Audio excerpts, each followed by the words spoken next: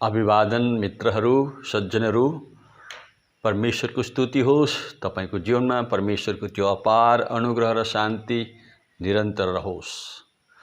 तपाईले मलाई घरिघरि देख्नुहुन्छ, मेरो च्यानलमा तपाई हुनुहुन्छ, मेरो भिडियो हेरिरहनुहुन्छ, अनि तपाई मलाई देखेर कोही बेला छक्कै पर्नुहुन्छ।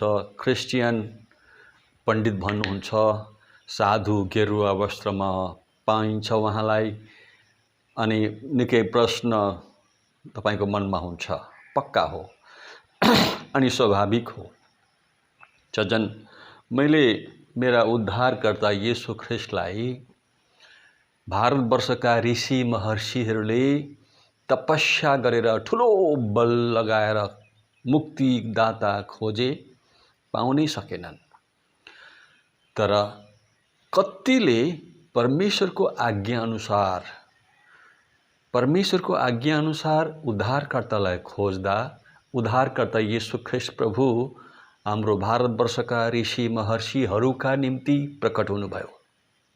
तपाईलाई थाहा छ, जब अमेरिकाको पत्तो लागेको थिएन त्यतिखेर हाम्रो भारतवर्षमा, दक्षिण भारतमा, केरल प्रान्तमा प्रभु येशू ख्रिस्टसँगै 3.5 वर्षसम्म जिउने सिक्ने भरपर्दा प्रभु येशू ख्रिस्टका चेलाहरू मध्येमा थोमस नाउँ गरिएका चेला केरल प्रान्तमा आउनुभएको थियो र सबैभन्दा पहिला सुसमाचार 52 AD मा भारतवर्षका ऋषिहरूले, महर्षिहरूले, तपस्वीहरूले, ब्राह्मण पुरोहितहरूले सर्वप्रथम यो दिव्य सन्देश, जीवनको बाटो येशू ख्रिस्टका चेला थोमसको माध्यमबाट सुन्न पाएका थिए।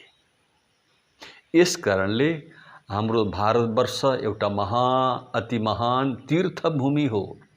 केवल तीर्थ होइन, तीर्थ मात्र होइन, परमेश्वरको पवित्र जनको प्रथम चरण यस भारतवर्षमा परेको छ। अनि यहाँ धेरै ऋषिहरूले, महर्षिहरूले, ब्राह्मण पण्डित, साधु सन्तहरूले, अमेरिकनहरूले भन्दा पहिला नै उद्धार पाउने मौका पाएका थिए। यो दिव्य सन्देश, यो जीवनको बाटो, जीवनको वचन, सत्य जीवनको वचन, दिव्य परमेश्वर परमात्माको राज्यबाट ओर्ली आएको यो दिव्य वचन सुन्ने र उद्धार पाउने, मोक्ष पाउने मौका हाम्रो भारतवर्षका ऋषि महर्षिहरूले पाएका थिए। पहिलो मौका। र प्रभु येशू ख्रिस्टलाई आफ्नो व्यक्तिगत प्रभु र उद्धारकर्ताको रूपमा विश्वास गर्नेहरूमा प्रथम हाम्रो भारतवर्षका ऋषि महर्षिहरू नै हुन्। अनि तीहरू मध्येमा बिस्तारै यो दिव्य सन्देश जब फैलिँदै गयो हाम्रो भारतवर्षमा, अनि ब्राह्मणहरूले, पण्डितहरूले, पुरोहितहरूले, ऋषि महर्षिहरूले, तत्त्वदर्शी, तत्त्वज्ञानीहरूले येशू ख्रिस्टलाई विश्वास गर्दै आए। त्यो लहर चल्दै आयो बिस्तारै क्रमबद्ध तरिकाले, र अन्ततोगत्वा म जस्ता एउटा ब्राह्मणले, एउटा साधुले, यो तपाईँ गेरुवा वस्त्र देख्नुहुन्छ, ठुलो प्रश्नवाचक चिन्ह होला। यो गेरुवा वस्त्र ईश्वर खोज्ने प्रेरणा दिएको थियो। यस गेरुवा वस्त्रले मेरो गुरुकुलमा मेरा गुरुले मलाई यो महाप्रसादको रूपमा गेरुवा वस्त्र दिनुभएको थियो। मैले उहाँको हातबाट पाएँ। अनि मेरा गुरुहरू मध्येमा मैले खोज्न जानु परेन टाढो। मेरे आफ्नै गुरु हुनुहुन्थ्यो, मेरो आफ्नै हजुरबा, मेरा माताजीका पिताजी, यानी कि मेरो हजुरबुवा, नेपालीमा हजुरबा भनिन्छ। मेरो हजुरबा पण्डित भवनाथ कोइरालाबाट उहाँको दीक्षाले, उहाँको शिक्षाले मलाई ईश्वर खोज्ने प्रेरणा प्रबल तुल्यायो। अनि त्यति मात्र कहाँ हो र, मेरो माइला मामा गोकर्ण कोइराला, उहाँले मलाई मेरो व्रतमुण्डको समयमा त्यो महामन्त्र सुनाइदिनु भएको थियो। ओम भूर्भुवस्व तत्सवितुर्वरेण्य भर्गो देवस्य धीमहि धियो यो नः प्रचोदयात् भनेर। यस कारणले भारतवर्ष भनेपछि नेपाल पनि आउँछ। भारतवर्षमा यो दिव्य सन्देश जीवनको बाटो सबैभन्दा पहिला आएको हो र उद्धार पाउने, मुक्ति पाउने, जीवनको बाटो चिन्न पाउने मौका भारतवर्षका हाम्रा ऋषि महर्षि तत्त्वदर्शी ज्ञानीहरूले ब्राह्मणहरूले मौका पाएका थिए। त्यतिखेर अमेरिका कता हो के हो थाहा थिएन। कोलम्बसले धेरै पछाडि अमेरिका पत्ता लगाएका हुन्। धेरै मान्छेको विचार हुन्छ नि यो अमेरिकन धर्म अल्पबुद्धि त्यो विद्याहीन मानिसहरूले आफ्नो मूर्खता प्रकट गर्दछन्। अमेरिकन धर्ममा मैले मानिन, भारतवर्षमा भएका कसैले पनि अमेरिकन धर्म मान्दैनन्। यस कारणले मैले त जीवित परमेश्वरको दिव्य वचन सुन्न पाएँ, जुन चाहिँ मातृभाषामा भारतीय मातृभाषामा हिन्दी भाषामा बाइबल पाइन्छ अनि नेपालमा नेपालीहरूले आफ्नै भाषामा नेपाली भाषामा बाइबल पाइन्छ। हामीले गोराले पढेको, गोराले सिकाएको, गोराले लेखेको शास्त्र पढ्दैनौँ,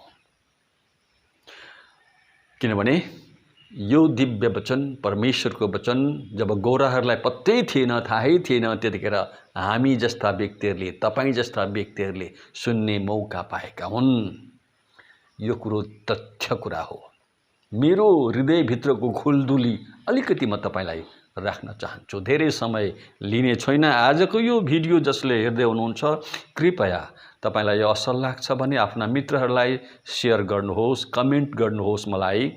अनि यदि तपाईँ यो भिडियो लगातार यसरी पाइरहन चाहनुहुन्छ भने मेरो च्यानललाई तपाईले सब्स्क्राइब गर्नुहोस्। निश्चय नै तपाईको सेवाको निम्ति मेरो भिडियो तपाईलाई आइरहनेछ।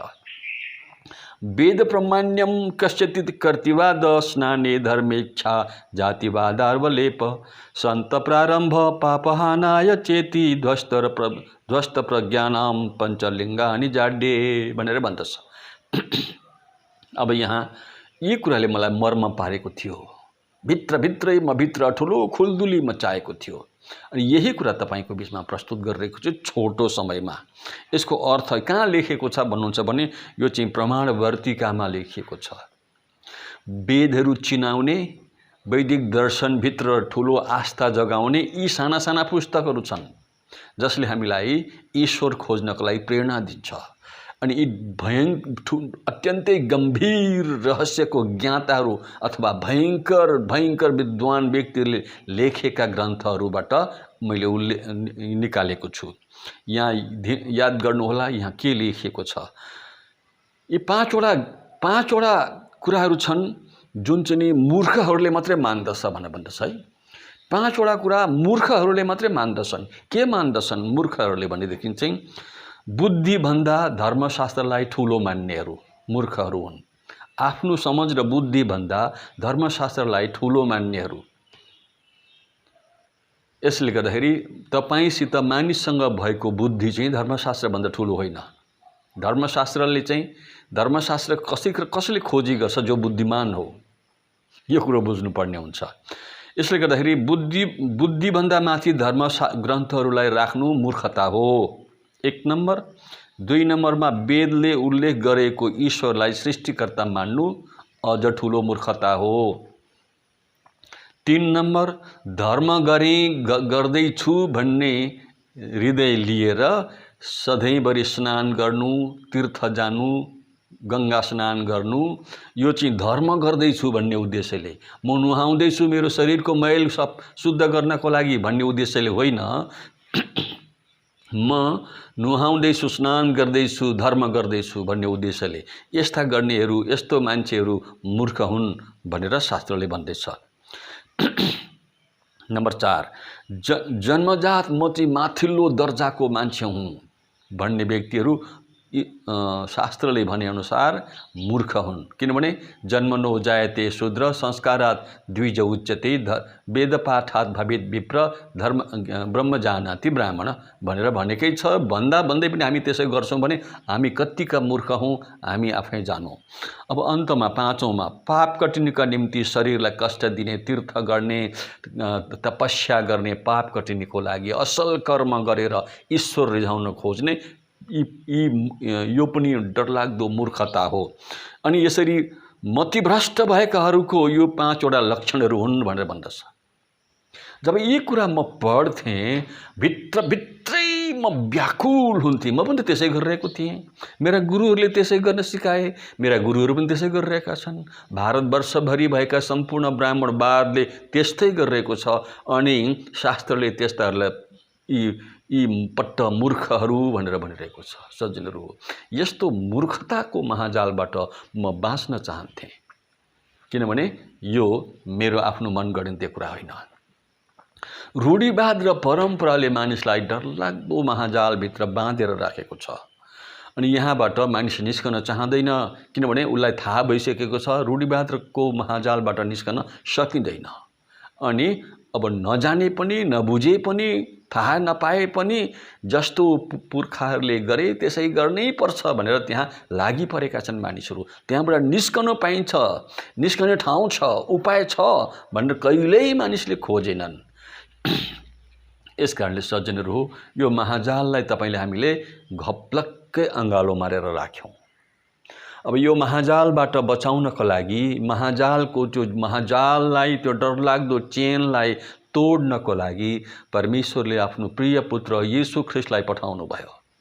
जसले परमेश्वरको एकमात्र प्रिय पुत्र येशू ख्रीष्टलाई विश्वास गर्छ, त्यो सबै महाजालबाट, 84 लाख दुनियाँको चक्रबाट, यस्तो खालको 5 किसिमको डरलाग्दो मूर्खताबाट छुटकारा पाउँछ। आज म ढुक्क छु, मलाई प्रभु येशू ख्रीष्टले बचाउनु भएको छ। अब म परमेश्वरको दृष्टिमा धर्मी हुँ। त्यति मात्र नभएर परमेश्वरको दृष्टिमा ज्ञानी पनि हुँ। यो अधिकार मलाई परमेश्वरले भजन सङ्ग्रह 8 अध्यायमा प्रष्ट गरी देखाउनु भएको छ। त यी सबै भौतिक तत्त्वको यो ब्रह्माण्डको अधिकार गर्न सक्छस्, किनभने जसले परमेश्वरको प्रिय पुत्र येशू ख्रीष्टलाई विश्वास गर्छ त्यसले यस पृथ्वीलाई आफ्नो मुठ्ठीमा राख्न सक्छ। त्यो क्षमता येशू ख्रीष्टको नाउँमा परमेश्वरले दिनुभएको छ। परमेश्वरको राज्य, परमेश्वरको त्यो सनातन राज्य त छँदैछ।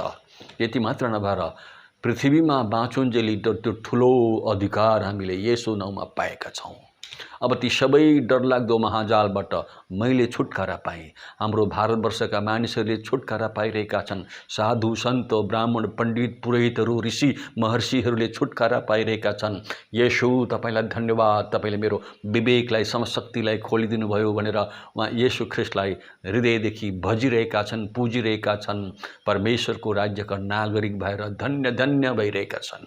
परमेश्वरले आजको यो दिव्य सन्देशबाट तपाईलाई धेरै धेरै आशिष दिउन्। प्रभु येशू ख्रीष्टको नाउँमा तपाईँ सुरक्षित हुनुहोस्, आशिषित हुनुहोस्, ज्ञानी हुनुहोस्, समझदार हुनुहोस्। परमेश्वरको दृष्टिमा धर्मी ठहरिनको लागि उहाँले दिनुभएको आज्ञा पालन गर्नुहोस्। जय मसीह की, जय मसीह की।